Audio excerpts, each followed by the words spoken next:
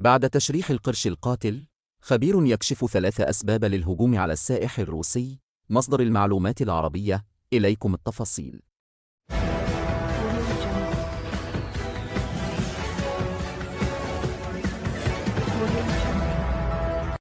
كشف الدكتور محمود دار، الأستاذ بالمعهد القومي المصري لعلوم البحار فرع البحر الأحمر، عن أن سمكة القرش التي تم اصطيادها قبل أيام تم تشريحها على يد مجموعة من المتخصصين، موضحا أنه تبين أنها سمكة أنثى وأمعاؤها فارغة تماما باستثناء بعض أشلاء جثة الشاب الضحية.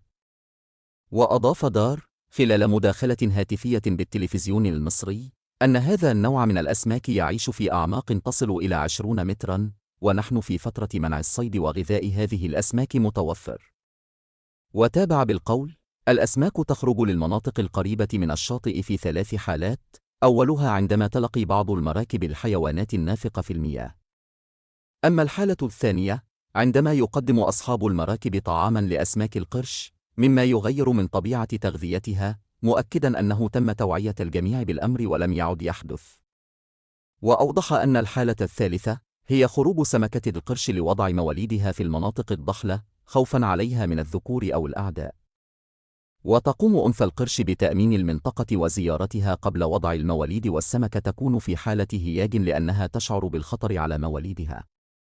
وأوضح الأستاذ بالمعهد القومي المصري لعلوم البحار أن القرش عند دخوله مرحلة الولادة يكون في حالة هياج عصبي ولا يأكل حتى يضع الوليد.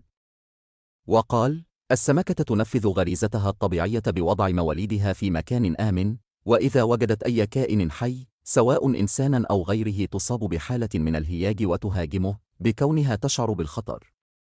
وبعد ساعات من الحادث الأليم، أعلنت وزارة البيئة المصرية أن فريقا مختصا نجح في اصطياد سمكة القرش التي يعتقد أنها وراء الهجوم الذي تسبب بوفاة سائح روسي في مدينة الغردق المطلة على ساحل البحر. وقالت وزارة البيئة المصرية في بيان إن رجال محميات البحر الأحمر خلصوا إلى أن سمكة قرش من نوع النمر هي من هجمت على أحد رواد الشاطئ مما أدى إلى وفاته. وتعيش أسماك القرش في البحر الأحمر، لكنها قليلا ما تهاجم السائحين إلا في حال تجاوز الحدود المسموح بها. وتجذب مدينة الغردق غواصين من جميع أنحاء العالم للتمتع بمياهها الصافية وشعابها المرجانية وأسماكها النادرة.